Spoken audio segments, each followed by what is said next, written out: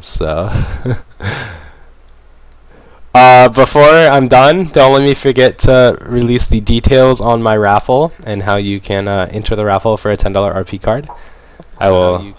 Oh my God! Why is my stream still open in my browser? Oh my God! Why is my stream still open in my browser? Okay, I'm just gonna kill all. Why is my stream still open in my browser? Wait, I'm just gonna kill all. I'm so confused. Wait. I'm so confused. Wait. Okay, sorry about that. I was very confused right there. But okay, my bad. That's done. Okay, so we'll watch a solo queue replay of myself playing Graves and getting destroyed. So, sometimes you have bad games, and you know what? You just have to laugh about it. And I actually did kind of want to review this game because I honestly didn't feel like I played so bad to go 1-8. So I'm actually very interested in reviewing this game. So I'm glad you guys just.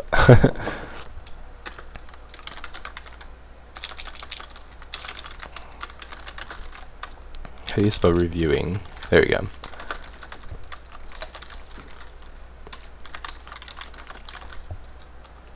I think this was about 1637. Yeah.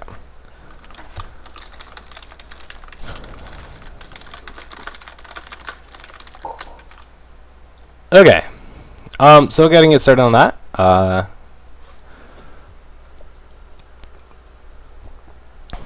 Yeah, I will definitely point out my mistakes and what I could have done different and how I could have improved my play. That's what I do. That is all that I do. That's all.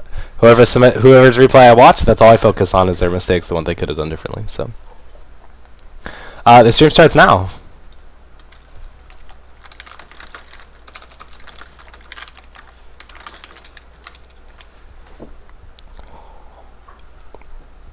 What do you do when you can't split push due to them being willing to send their entire team after you, but your team is too scared to take objectives or team fight? If you're split pushing and you're forcing their entire team to chase you, your team needs to do something to capitalize on that. And if they're not, then maybe you shouldn't split push and you should just stay with your team.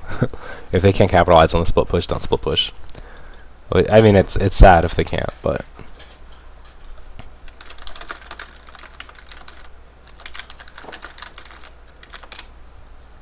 Okay, let me pull up this replay then. My LoL replay is kind of bugged right now. Hold on, I have to restart my LoL replay.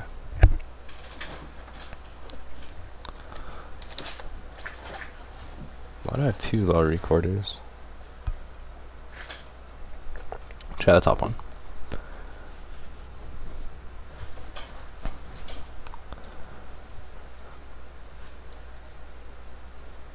Okay, let's go ahead and get this replay started. I've made a spreadsheet for my solo queue games just to kind of take note and so that I can learn and keep progress as I try to climb up to platinum. And I think I posted a link to the spreadsheet on my website blog at one point. You guys are welcome to check it out if you can find that link again. This is a good question. I have a lot of trouble with Graves and Vayne. Anytime I dash in and tumble, I feel like I end up getting punished more than it does good. With Vayne, that can especially happen because Vayne is weak early. But with Graves, you shouldn't have as much of a problem. Graves can be very aggressive early. It depends on your matchup. So anyway, this is my spreadsheet that I started recently in my solo queue games. You can see that I've lost a lot of games. I've been playing bad. But anyway, I try to make a note about what went wrong in the game, specifically related to my play. So anyway, okay, as you see, I say alt tabbed and gave up first blood like a dumbass, which is true. We'll see that. I kept dying from just being so far. There's bad initiates by Sona that I followed, and I probably shouldn't have. But we'll see. We'll see if my attitude and ideas change as I watch this replay about my own play. I probably played horribly. But we'll see. So we'll go ahead and get started. So this is my own replay. This is me playing Graves at about 1637 was my elo at the start of this game. You can see it is against a Kog'Maw Alistar. Or no. This is against MF Alistar. That's right. It was AP Cog middle. So I'll note some things once we get into this game, but don't let me forget to tell you how to enter the raffle to win a $10 RP card. This $10 RP card right here. All you have to do is watch this either live or watch this lesson VOD, and at some point I will reveal the secret to how to enter the raffle. And then I'll hold that raffle on Monday, and one lucky winner will win that $10 RP card.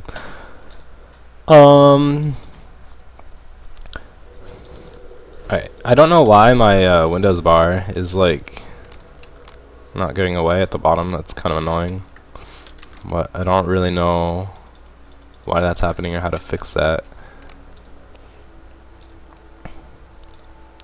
Maybe I just go full screen real quick. And I know that's blinking. And then go back to borderless. Haha! I win! Okay. Okay, so the first thing to note, and I was so dumb for this, is I was like, okay, they have Alistar, there's a good chance they'll invade. Alistar is very strong at invading. But what I do is this guy goes, Uber Giants from Fragtech, right? And I was like, oh, I wonder what that is. So I alt-tab and I start Googling this to see who this guy is. And I even think to myself, I'm like doing this on my second monitor, and I come back and I move a little bit, and I'm thinking to myself, you know, they might invade. This is very dangerous because they have Alistar, so they might invade. And then there they are. Because I was dancing, but I was reading on my second screen, and I didn't react fast enough to that. So dumb. Another thing to note is Singed flung me, and I actually flashed during the fling, so I wasted my flash for no reason. That was just really, really dumb of me. Like, so dumb. I was reading on my second monitor, so I didn't react fast enough. The other thing is that I stood in a really dumb spot. Standing right here, the Fog of War, 1100 hero move, yeah, for real. Standing right there is it's really bad because I'm clipped on the Fog of War. I can't see them even enter this brush. So you saw, I didn't actually see Alistar until he was like right next to me practically, and that's because I was really bad. If I was standing down here, this would have been really safe because I would have seen them way ahead of time, like way ahead of time. So it would have been much safer if I was down here. I could have saw them much ahead of time. It was just, I was being really dumb and I was reading on my second monitor. So like, I could have reacted fast enough to the Alistar to flash when he flashed, but because I was reading, like, I couldn't. Here I had no idea what Sona was doing. I was really confused. But it did delay the Singed. So the first thing to note that I noticed is MF did start with a Doran's Blade, and automatically that tells me, okay, I do not want to fight this MF. I want to poke her, get damage if I can, but I do not want to sit there and trade blows because she's going to come out ahead because of that Doran's Blade. Specifically, like, trading is not bad, but straight up fighting her is bad if I get in kill potential because she can kill me. Like, at level 2, when she gets her W and Q and Ali gets headbutt pull, she can all in and kill us pretty easily. Unfortunately, Sona doesn't realize this and gets chunked in that trade, but I get some good damage on MF, and like I said, because she started Doran's Blade, that damage is going to stick pretty well. So that was actually a good trade. I was really glad Sona awarded that. Anytime when you're against an Alistar, you always want to deny him bush control as best as you can, and don't let him sit in a brush, because it's really strong for Ali to just sit there and brush. Their lane is pushing pretty hard here. I missed that last hit when I should have gotten a right click on MF, so you see I do get that right click back on her, but because like I said, I'm just trying to harass her down because she did start with that Doran's Blade, so she is going to be quite harassable, but it's scary to fight, so.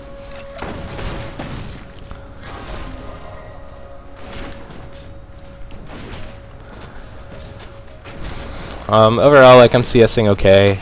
If you look at CS, it's 13 to 20, but I have a big creep stack to kill so far, so it's not, you know, technically I'm behind 7 CS, but I have like 5 CS alive left to kill over her, so it's not as bad as it looks. And this is bad. I actually noticed Ali was missing, and I didn't think that he would go mid and really dive mid, but he did. This was, oh man, I gotta pause this. So I don't know if you guys just saw what happened, but we hard engaged on MF, and because we saw Ali was mid, and I would have just killed her, but she totally outplayed me. I went to buckshot, and she actually flashed over me and dodged my my buckshot, and it was a great play by her. Really just a fantastic play. Got outplayed really hard. I heal to try to save the Sona, but Ali's already back by then. So I live here, but I do. by staying and getting that like extra auto attack off on MF instead of just straight running, I actually forced her to pop heal because she was scared that she would die. So yeah, so Sona saying flash is BS because, like I said, that was just a really nice flash by MF, and I actually compliment her on it. Once I can stop worrying about Alistar going all in on me, because I was just, you know, sometimes just the opponent makes a great play, and that was one of those. That flash was really good. I probably would have died there if Alistar had butt pulled me, but I was greedy and wanted that CS, so that was one mistake I made right there. If that was a better Alistar, I would have just died. Like he just did right there. I'm not gonna die, and I actually get some good trade on MF. And like I said, because she has Doran's Blade, like that damage is gonna stick. Sona's level 2, going in on a level 4 and level 3, so really bad of her, and she baits me to go in, and I end up getting exhausted. Really bad. Sona actually flashes and I think ends up killing the MF. Yeah, she ends up killing the MF. But she does end up dying. And I can't help her. Like, I'm so low. Like, these minions would kill me if I drew minion aggro there. So, as a silly engage on Sona, she was just being very greedy and saw the low health MF. But she's only level 2, like, going in on a level 4 and level 3. And they still had a summoner up. Like, they still had exhaust. So, very greedy, risky play. I know Alistar just wants to WQ me because it'll probably kill me. And the lane's going to stay pretty frozen right here. I'm not going to miss a whole lot of CS. So I recall, and this is where I was just like, that was a nice flash by the way, MF. Because, I mean, it was. Like, that was like an oh my god good flash. So. And, like, to avoid that, there's not much I could have done. You know, she just made a good play and flashed over my, my buckshot. But. So, you always want to recall when it's a good time, and, like, the best time to ever recall is when your lane is shoved. Like, if the lane was down here, it's a good time to recall, because the turret's going to kill all of my minions, and that means my minions aren't going to really get to kill their minions, so I'm not going to miss a lot of CS. I knew the lane would freeze itself here, because the minions were even. We both had, like, 6 minions alive right here. And because we both had the same number of minions alive, the lane's going to stay there.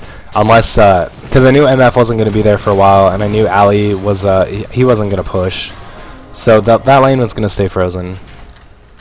Just because they had the same number of minions. Anytime there are the same number of minions on both sides, the lane's not going to go anywhere unless someone pushes it, so. So here, there's no Ali, so I'm very aggressive on my trade with this Misfortune, and we come out really far ahead. She wants to get a free auto attack on me as I turn around, and I make sure not to let her get that. But then I have to go back and farm some minions, so. CS-wise, I'm up a few on Misfortune, but once again, I'm not really up because she has more minions alive than I do. But actually, no, the wave just came. So I actually am up like 2 CS on her.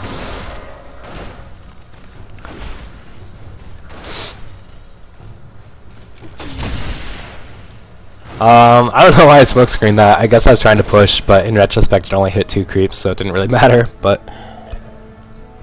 Anyway, I noticed that we chunked MF so hard she had to base, so I wanted to push to try to get it to her tower before she came back. Unfortunately, she made it, but I am level 6 before her.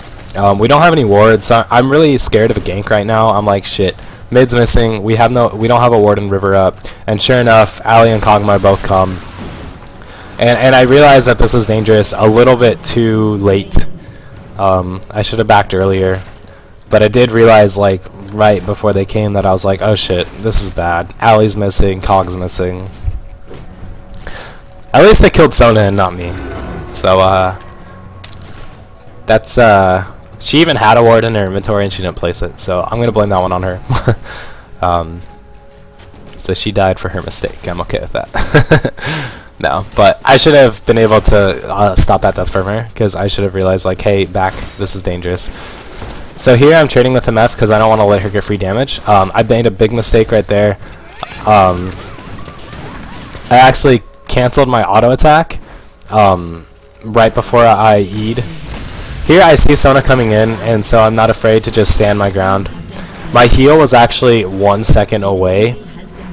In retrospect, I could have played that better.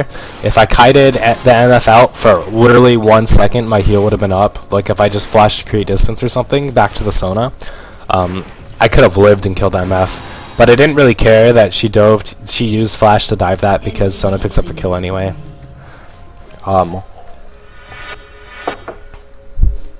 So they're like, it was a slight misplay. I definitely could have survived that. But she, like, if your opponent's gonna do a suicide tower dive and you trade kills, whatever. Like, it's not a bad play. I'm still ahead of her on CS. I didn't miss that much CS to the turret because our lane pushed out. It really wasn't a big deal. Sona going crazy, so I head this way to try to save her.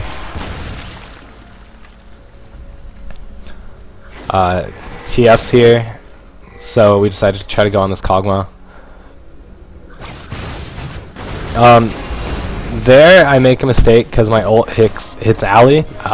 My ult was late getting off because I actually didn't have it on SmartCast. I had been playing Ashe the game before and I forgot to change my ult to not SmartCast. This is really bad. I want to get out because I'm really scared right now. But TF goes crazy and goes in for the Ali kill, and Sona, I don't know what Sona's doing. Sona's still not level 6.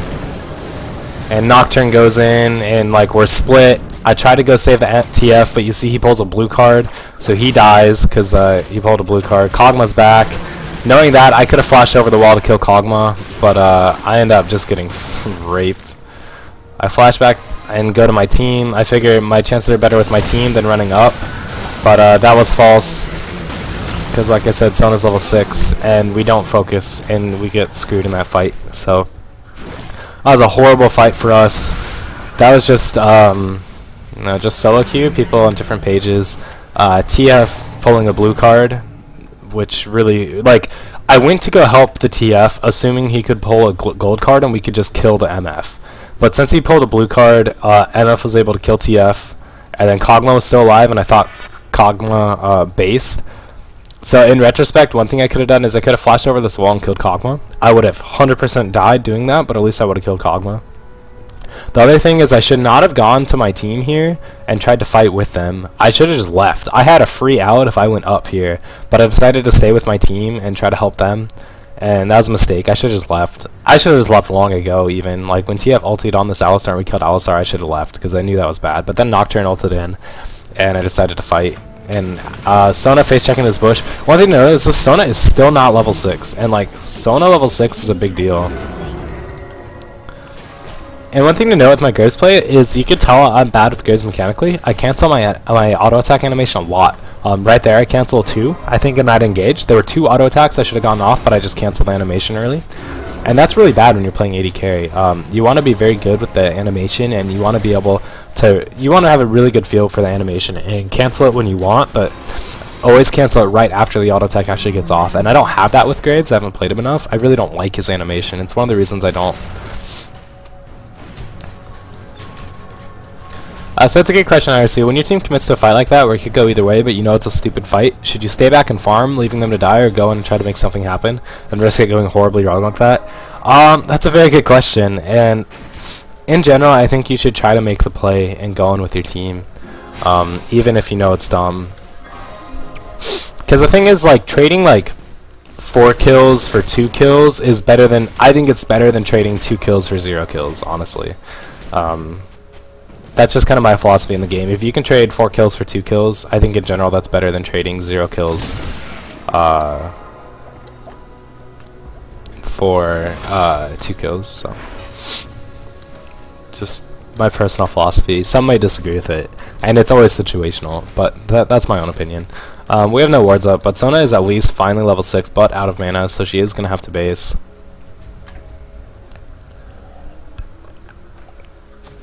I guess Nocturne did ult in that fight. You see, I kind of raged a little bit, and I'm like, Nocturne, have you even ulted all game? Because I was mad at this Nocturne, and you'll see why. But he did ult in that fight, so I guess he did ult in this game. But one thing to note is, like, this game is going really poorly everywhere. Our TF has died 5 times, even though he has 3 kills. Our Sona ulties, but he's out of mana and can't do anything. I come into this fight really late. I get a good buckshot off on like 4 of them, but I'm screwed here. Like, they all just collapse on me. Once again, like, I don't know why I went in on that fight. I knew it was a bad fight, and we already lost Dragon. It was a bad fight, and I still went in to try to help my team. And my team just runs away and I die, so... Once again, just really bad decisions. This made me laugh. They dive Sona, TF ports in to try to help her, and just dies.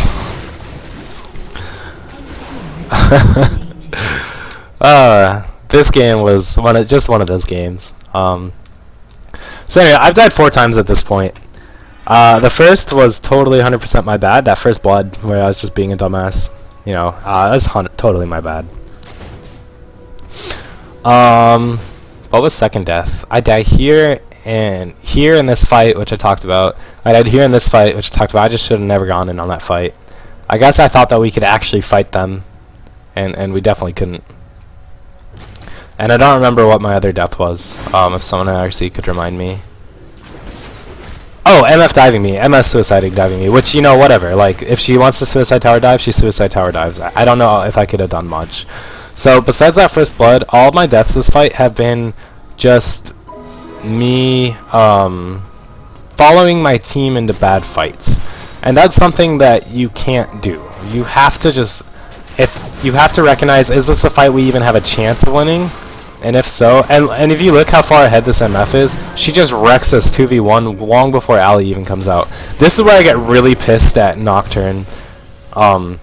It's obvious they're diving me. They're chasing me for 20 seconds. He's farming. He just finished his blue. He goes to his wolves. They're diving me still, and he doesn't react. He has ult up, and he's just sitting there farming his wolves. This is where I get a little mad. Because, like, his ult is up. The only time he's ulted this game has been down in this fight bottom. And so I get a little mad at this Nocturne. You never want to rage at your teammates. And so I said, Noc, do you have ult? Anyway, I mean, you could see. I'm not like, I never, like, when I rage, I don't call people names or anything, but I do get a little pissy, and I'm like, what, like, you should have done this. Start coaching people. But that's how I rage, but I was really mad at that, because I mean they should have both died to Nocturne and doing that dive. That was a really dumb dive.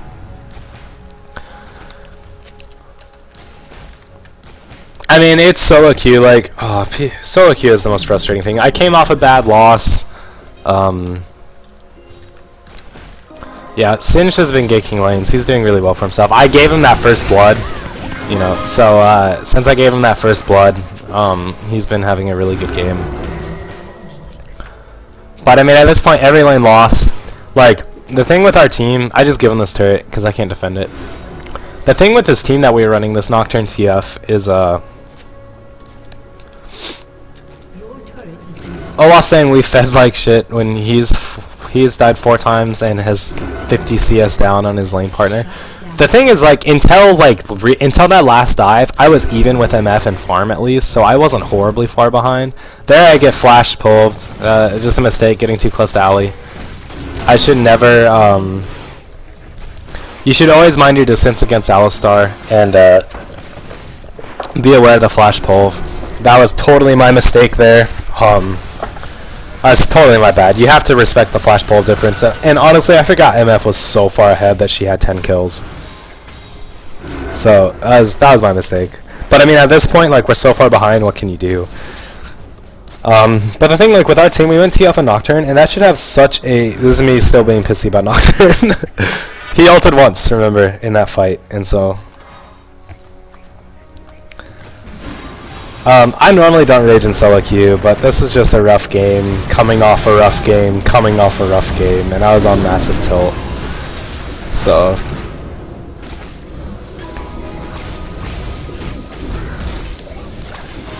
Yeah, and I did respect my lane mates. I mean, you can see I didn't say a single thing to Sona this entire game. I mean, this Sona baited me into like 4 deaths, and I never said anything about it, so.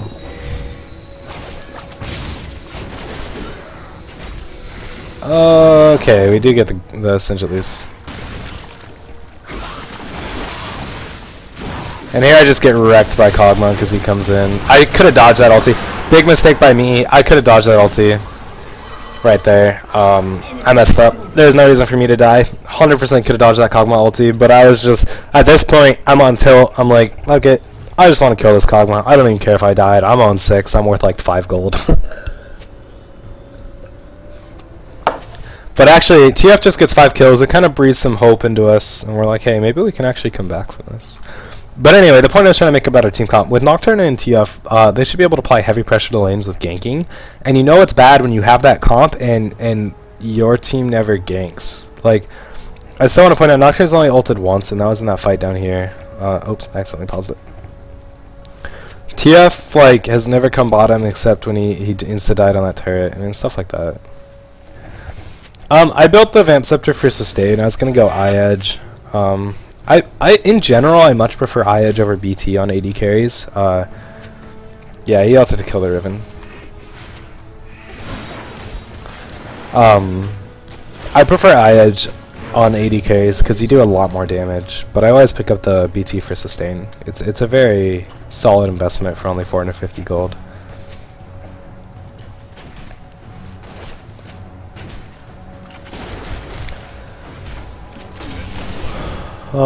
But yeah, so just really rough game. At this point, we're so far behind, it's just hard for us to do anything. Like, we have no words on the map. Sona ultis MF, and they're still not going to kill her. Oh, actually, they do kill her. But, I mean, at the cost of 2 of them, so. This is just one of the games where nothing goes right. Like, every single lane got crushed horribly. Every single lane got crushed. So, in a game like that, you just can't, I mean, there's nothing you can do. So, as far as my play, like, that first blood, totally my fault, 100%, just me being a dumbass. Next death was... Is that when MF suicided? Yeah, that was when MF suicided. Whatever, that's trading kills, that was fine. Next death, this fight down here, I could have just ran out, but I followed my team and tried to help my team, which is a mistake. Second death, once again, followed my team in, big mistake. And from that point, I was just so far behind, couldn't do much. So my mistakes this game were A, playing like a dumbass for that first blood, and B, following my team into just really bad situations. So. And just mechanically poor play also. Like, I missed last session to it, and just canceling a lot of animations. There's no reason I should have cancelled. So. Just poor mechanical play as well. But I'm still like so mad that the Nocturne didn't ult when they tower dove me. I was so mad about that. I was so mad. It was like the freest of double kills for Nocturne, and he's like farming wolves. I hated it. I was like, no. Anyway, I don't know if there's too much else to talk about in this game, honestly. It's pretty much just us being really far... Oh, sorry. It's pretty much just us being really far behind and losing. There's really not much else to say. This is a ranked game. This is a solo queue ranked game at about 1637 elo. Oh, here's one. Riven's chasing Sona for like 30 seconds and I ignore it.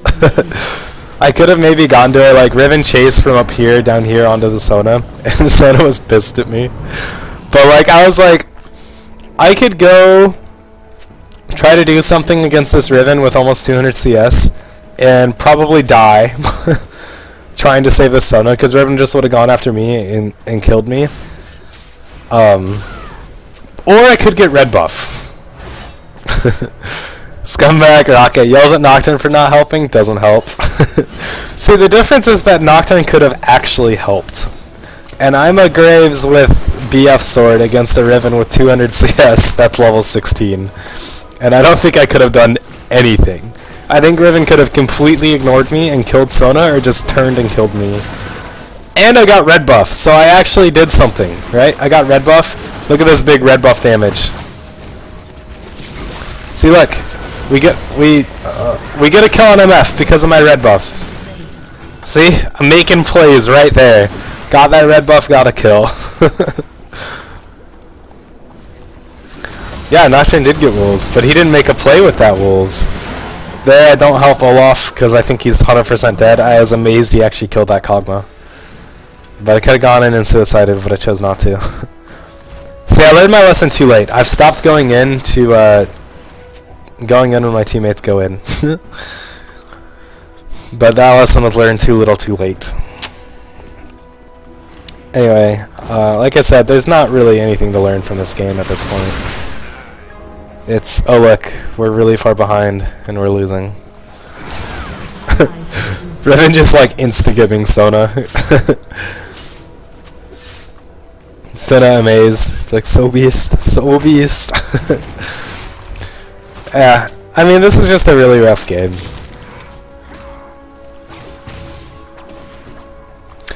I mean, everyone straight up derps. Happens to everyone. This is a really bad game for me. So, yeah. I don't really play Graves. This is like my third Graves game, really. I think I've played seriously, and I'm just clunky with him mechanically. Like, my animate... I just hate his... I don't know what it is about his animation, but I hate him. Like, I hate his animation. It's so clunky. I cancel it poorly all the time, and I just really don't like it. I think I might only play Kate in solo queue now, because Caitlyn can literally 1v2 lanes. Like, you don't need a support to play Caitlyn. Supports are nice, but you don't need one, and you can just 1v2 lanes. I think that's what I'm gonna do, because playing with a support that you can't communicate with is so bad. Yeah, his animation is really long. I don't know what Sona's doing. Sona just like runs up and ults Riven in that brush, and I don't know. Trying to initiate and make big plays, I guess. Big Singed coming in. But yeah, I mean, at this point we're just so behind. Like, we can't do anything. Graves also, I don't know, he just feels slow to me, and like, I really don't like him.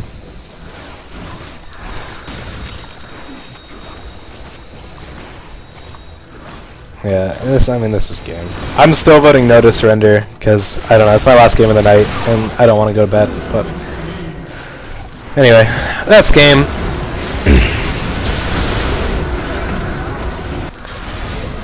Oh, man. It's, really rough game. I pick up the Riven kill, I shut her down. But, I mean, there's nothing to see there, just them diving us. So that's an example of a solo queue game where everything goes bad. Everything goes bad. Everything. And like, that's why I really don't like playing bottom lane in solo queue. Like, if I could communicate with that Sona better, right off the bat I would tell her like, MF started Doran's ring, harass but don't engage. And she engaged and we lost, and just things like that. Anyway, so if you want to enter the raffle to win the $10 RP card, go to, for instructions on that, go to rockalockalili.com/raffle.html, and I have instructions here. Pretty much just send an email to my email. Make sure to have the subject be raffle-your summoner name-server. Include the following in the body of the email: your summoner name, your server, your favorite lesson I have done, and you can include why if you really want to. And one thing I should get better at in my lessons and my stream. So one thing you'd like to see me do in the future. And I'll choose a winner Monday. You guys can win $10 in RP. Thanks a lot to all my loyal viewers. I definitely love you guys. But yeah, so that's how. This is a secret page. It's not on the navigation bar, so only you who view get to know about this page on my website. So, yeah, thanks a lot for watching, guys. I will definitely answer any questions at this point in time that you guys have. Anything you guys want about it can be about that game, about Graves, about anything, about any champion, or any league related question you want. It doesn't even have to be league related. You can ask me questions about life, about love, about math. How did you get your name Rocka? So a long time ago, I had like a mini LAN party with my friends, and we were all playing WoW, and we decided to just like mess around and make go on some like random RP server and make like troll shamans, and we were trying to think of like good troll shaman-y names. And so I was like, Rocka Locka Lili. Like, it just sounds like shaman-y and trolly, you know? So, and it just stuck. I just kept using it after that. So, I like it because it's like unique. Like, almost anything you see that's Rocka Locka Lili, it's me. Like, anywhere in the internet. I'm gonna say almost because I don't know what's out there attached to the name Rocka Locka Lili, and I don't want to take credit for all of it because the internet's a scary place. But pretty much anything you see that's Rocka Locka Lili is probably me. So, but So yeah, that's how my name came. Why questions about math? I don't know. I like math. I'm a math grad student. I know a fair amount of math. Could probably help you with any undergraduate. Could probably help you with any undergraduate math you might have. So not gonna lie, I'm great at aggressive tough lines like Poppy and Singe, but I need to try to fight any mid. I get zoned and raped. I'm always down 20 to 40 CS before I know it.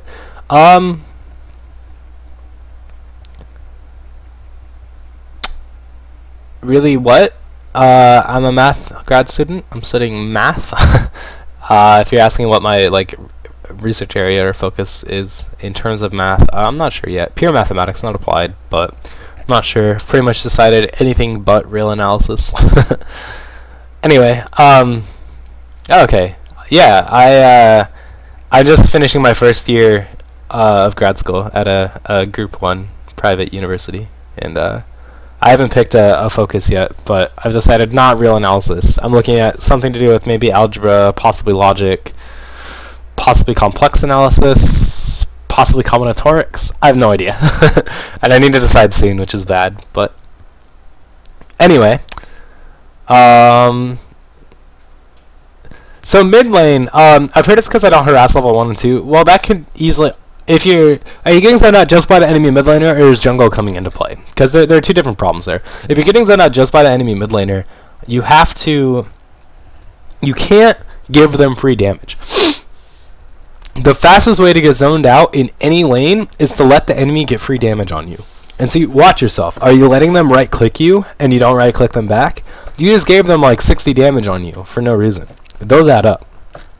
Did you let them get a spell on you and you didn't get a spell back? You can't do that. You have to trade damage for damage. You can never let them get free damage on you. So just watch that in your own play, that you never let them get free damage. And try to harass with auto attacks.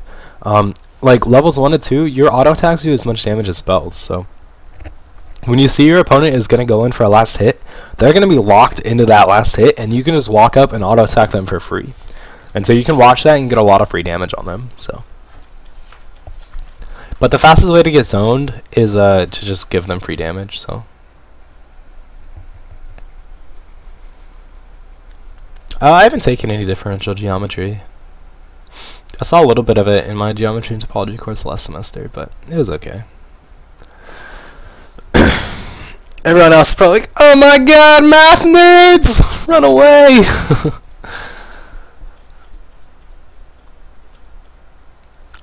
I tell people what I do. I'm like, "Oh yeah, I'm in a math PhD program." People are like, "Oh, you're one of those people." It's like math is like this extremely taboo subject. People are like, "How long have I been doing this stream?" So I've had a live stream for like, oh god, a year and a half or something. I don't know, a long time. But I started doing this replay stuff in like January, I think, pretty recently. I think I did it over winter break actually, so I think I started like December. And it's been on and off. I've been busy with your life stuff. It's gotten in the way. But I've tried to be pretty consistent about it. I think I'm up to like, I've done like 40 something lessons, so. The new caster item being like Athene's Chalice. It seems like it's going to be really strong. It seems really good, like really good. Yeah, exactly. On champions like Swain, Cass, Orianna, Galio, champions that are very mana dependent.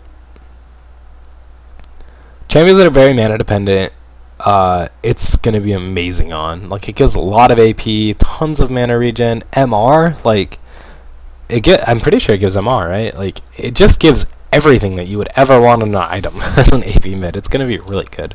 I'm really excited. Is it Morello's now? Yeah, Morello's now has the active, the Grievous Wounds active that reduces healing effects on a target from Executioner's Calling, and that's really cool. I was playing Bygar the other day, and I was against a Mundo in mid. Who does that, right? And anyway, it was the worst lane of my life. I could farm, but I had to juke so many cleavers. Every once in a while the Mundo would get bored, and he'd just rush me. and we do this little dance where we'd both like sidestep because he was waiting to throw his cleaver, and I'd be like juking like crazy until he finally threw his cleaver, and I juked like 95% of them. I was the fastest little like evil midget ever. He could not hit me with cleavers, but it was so scary because if I got hit by like one of those cleavers, I'm pretty sure I would die. It was a really bad lane because our jungle Mundo fed their mid Mundo first blood and red buff at level 2 for like no reason. He just like tried to invade their jungle and got collapsed on when I had a wave at my turret and just fed them. I was like, what? But anyway, in that matchup, I would have loved to had the Executioner's Calling debuff, so when Mundo ulted, I could do that. But yeah, the stats on Athene's Chalice is like ridiculous. It's so good. Yeah, builds from Fiendish Codex and Chalice. What do I think about Varus? I'm unsure about Varus. I don't know. I don't like his kit from reading it. It doesn't sound great. I mean, I'm definitely going to buy him. I'm definitely going to play him because he's an 80 carry. But, I don't know. We'll see. I'm not that excited for him. I don't know what it is about him. Just reading his kit, I don't like it. And I don't know what it... I can't pinpoint what it is, but I just don't like it. We'll see, though. We'll see.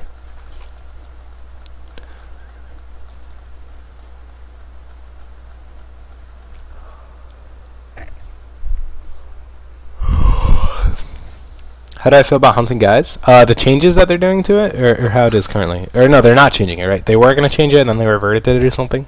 Get out. Get out of there. Hey! Dog causing trouble.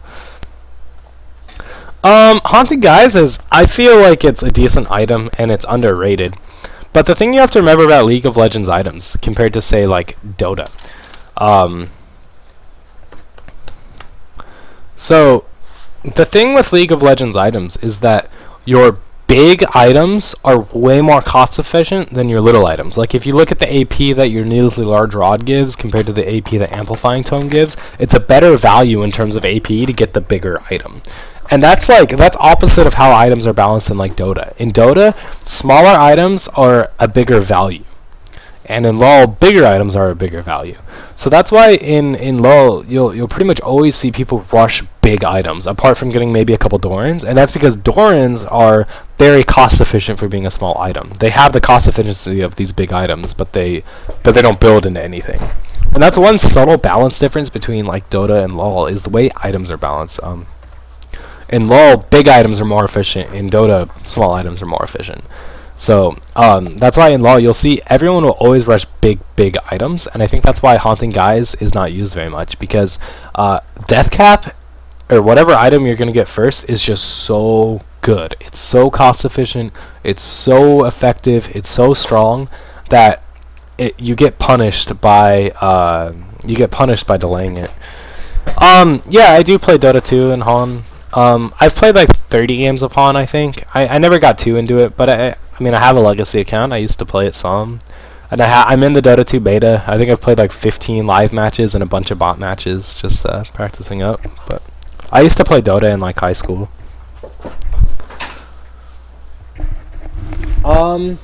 Okay. So I started playing about around the time you started streaming. Any advice, tips you can give someone who just started ranked? Just keep playing. Just keep queuing. The other thing is, don't ever think you deserve a certain elo. Think of elo as a way to track your improvement as a player.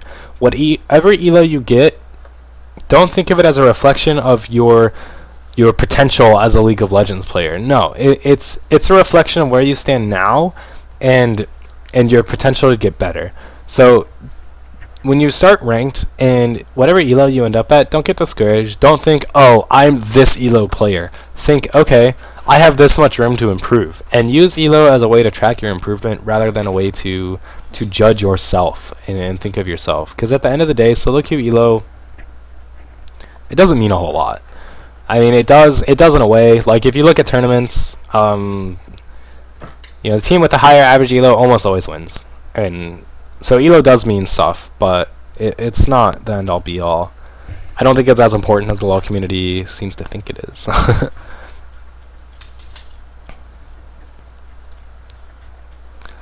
But yeah, don't play ranked when you're mad. And if you lose like I don't like queuing up for ranked game if I've lost 2 in a row. If I lose 2 in a row, I'm done with ranked for the day. I just go do something else. And just try not to get mad. Like, just treat solo queue like a normal game. It sounds weird, but try not. The fastest way to raise your elo is to not care about your elo at all. Just don't care about your elo and play to win. And those are 2 separate things. You can play to win without caring about your elo. Because when you care about your elo, you get really upset when your teammates do poorly, or when you see your teammate make a mistake. You get really upset, and you like take it personally. You're like, oh, like now I lose elo because of this guy, and you get into this really negative attitude where you start blaming your team instead of looking inward and blaming yourself and improving as a player. So that's the biggest advice I can give, and it seems counterproductive, but don't care about your elo is the fastest way to rise your elo. So.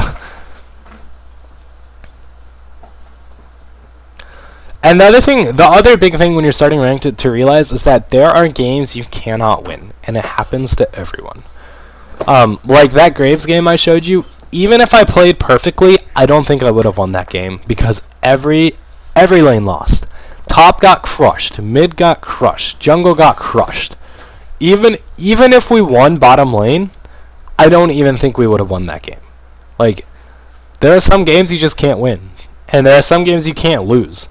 And the thing you have to remember is check your attitude. When you have those games you can't lose because the enemy team is just having an off day and like all their lanes lose, it's really easy to think like, oh, I won that game because I played amazing, instead of I won that game because the enemy team had a feeder or had an AFKer. You kind of tend to like, it's confirmation bias. You tend to think like, oh, I won that game because I played amazing and I deserve that win.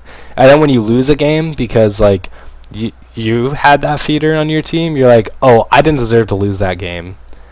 And try not to get into that attitude is the big thing. Like, if you get into that attitude where you start blaming your team for all your losses and thinking that you yourself won every game, you'll never improve as a player. So that's the biggest advice I can give about ranked.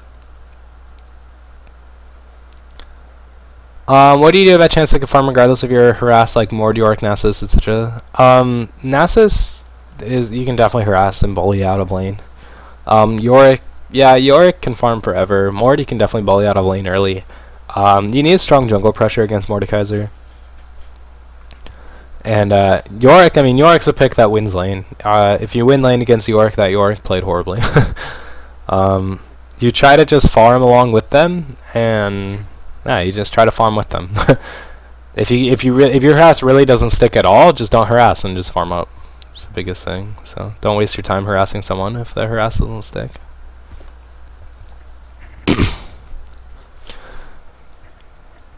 Okay.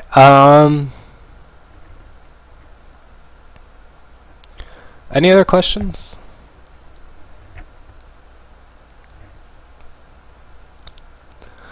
What can you do when you're 80 bot and opponents have a competent Soraka? What is the best way to push them out of lane? Just harass hard pre-5? Yeah, Soraka is actually really weak, like, pre-3. Soraka is pretty much useless level 1.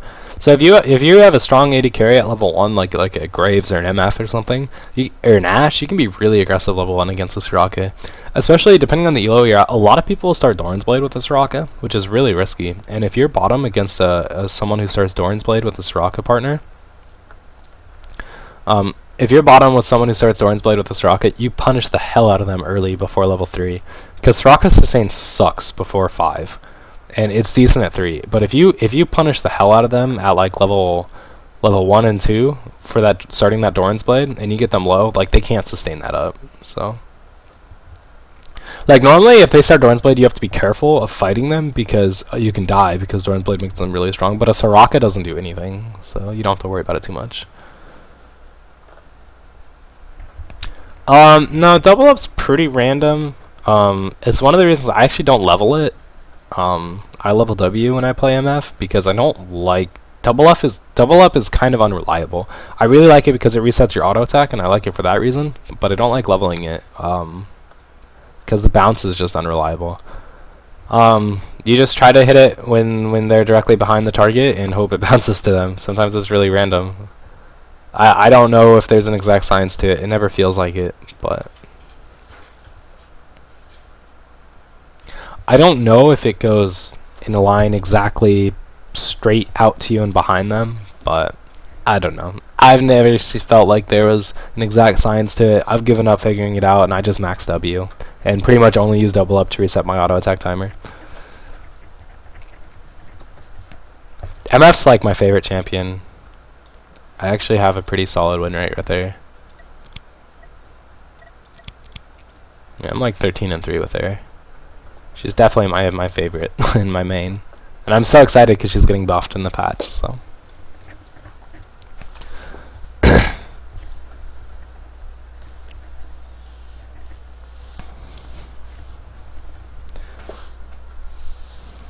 Well, they didn't change the scaling. They changed it to physical damage as opposed to magic damage.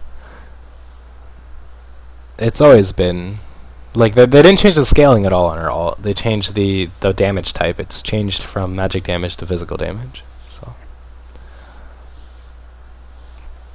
no, it's always scaled off AD. All they changed was the damage type. That's all they changed. It's scaled off both. It's a nerf to her early game damage on ult, but it's a buff to the late game damage. So I don't think it's a nerf. I think it's a late game buff, but an early game nerf, and I'm excited for it. I'm actually a little sad because I've actually been experimenting with. I've been theory crafting an MF build where you run the hybrid penetration runes and you go Blood Razor on MF. And I think it would have been really strong, but now that her ult does magic damage or physical damage, it's not gonna be good anymore. I was actually I wanted to experiment with a build where you go hybrid penetration runes, you go Blood Razor and Black Cleaver, because the way double up works is it resets your auto attack timer, and anytime you poke, you can go auto double up auto, and you can get 3 auto attacks right away on a target. And it really rewards both Black Cleaver, and you get 3 Magic procs doing that. So Magic's Blood Razor is actually really good on MF. And if you build that, you're going to be doing tons of magic damage because of your W steroid and your ult and your E all do magic damage. And so hybrid penetration would be really good. But with all doing physical, it's not worth it anymore. So Leona is a very good support. I don't even think I would call her non-conventional. She's a very conventional support. Teemo, I don't like it. Poppy, I don't like it. Poppy requires too much farm to be effective. Teemo, I don't think would be a decent support. He just can't do anything. He's too squishy. Like, okay, say you have Teemo support, and you're against Graves Alistar. What is Teemo gonna do? I'll tell you what Teemo's gonna do. He's gonna die. There's nothing Teemo can do against that lane.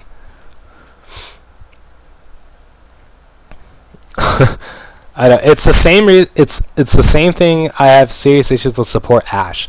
Support Ashe only works against passive lanes. You play support Ashe against an aggressive lane, and you will get just destroyed. Some people say support Ashe is viable. There's no way. Only against passive lanes. You can't play support Ashe against an Alistar or Leona lane. You will just get wrecked.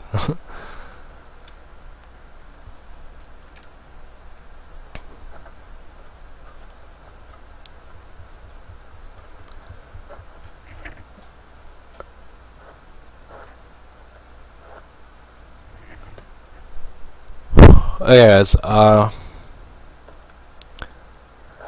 think LeBlanc is really good. I think LeBlanc is really, really good in solo queue, and I think LeBlanc has a place in competitive play as well. Problem is LeBlanc can get countered easily, and the other problem with LeBlanc and why you don't see her in competitive play is she has no lane control, and by that I mean she has no ability to push. So you put her against someone like Morgana or Galio, and they have complete control of that lane. They can push whenever they want, and LeBlanc is forced to sit at her turret and farm at her turret, and she cannot roam, she cannot contest buffs, etc., because she just has no lane pressure. That's the biggest problem with LeBlanc, and why you don't see her in competitive play, but I think she's really good in solo queue, especially if you can pick after the enemy picked. If you're good with LeBlanc, she's really good. LeBlanc's one of my favorite APs. I'm going to start playing her a lot more, I think. I think Akali, I'm not sure, I have no idea how Akali stands right now. Like, no one plays her anymore. It's really weird. I think that she's fine, honestly. I think that people just kind of forgot about her. I'm trying to convince my mid player on our team to start playing Akali again. He plays a really good Akali. When this season started, he got 3 pentakills with Akali and I think 8 games with her or something ridiculous. Like he was like 13-1 with Akali when the season started with 3 pentakills and like 3-4 quadra kills outside of that. She was like he is insanely good with Akali, and I want her to start playing again. Want him to start playing her again. Yeah, she was flavor of the month for a while. You're right. Hey, dogs. Come here. Oh, my dog wants to say hi. Say hi, Daxter. Say hi. This is my dog, Daxter. He's very sweet. Good boy. No, you cannot crawl into my lap. It's a 50-pound dog that thinks he's a lap dog.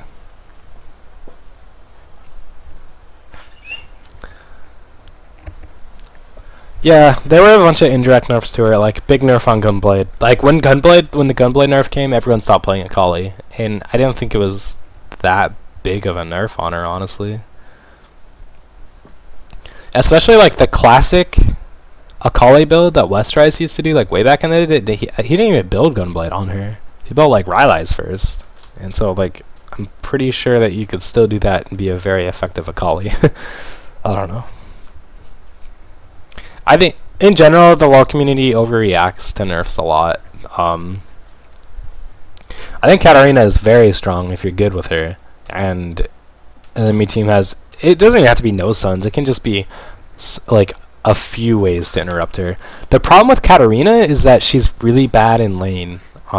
There's no lane matchup that she wins. Maybe like Karthus, because Karthus is also really weak in lane. She probably beats Karthus, but I don't think she beats anyone else in lane. And that's the big problem with her. You just can't lane her.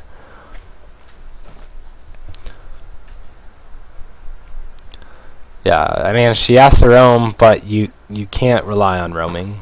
You just can't. You can't rely on roaming. It's not a reliable way to get farm. And that's the thing, she can't really push. Her Q never gets to the point where it clears the back line even. Like you can't push with Cat. Your melee range, so you're susceptible to a lot of harass. I don't know. Cat's in a weird place because you can't really lane her anywhere. I wonder, Cat Leona bottom would be hilarious. I bet Cat Leona bottom would just wreck. I wonder if her ult procs Leona passive. Twitch top, I don't like it. Too easy to gank, too squishy. Jungle Cat, I don't think so. I don't like Twitch top. I don't think it's good.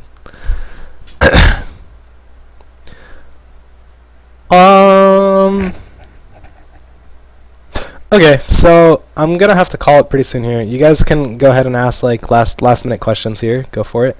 Don't forget, I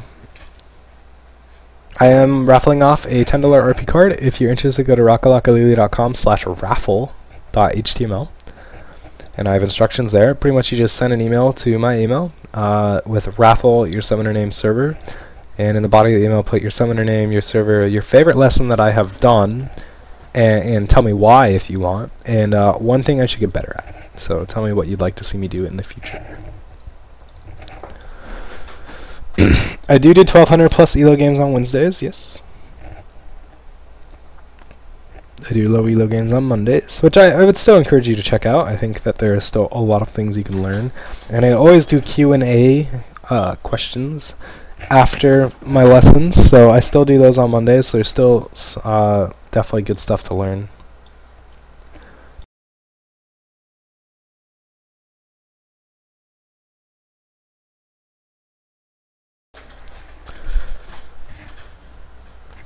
Yeah, feel free to submit one, please. Just go to my website and then contact me, submit a replay button, has the instructions there.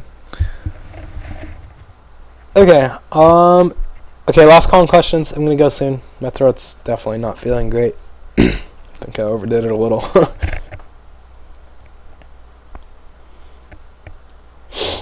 Do you think a good way to get better in solo queue and raise your elo is try to learn champs that nobody else knows how to counter?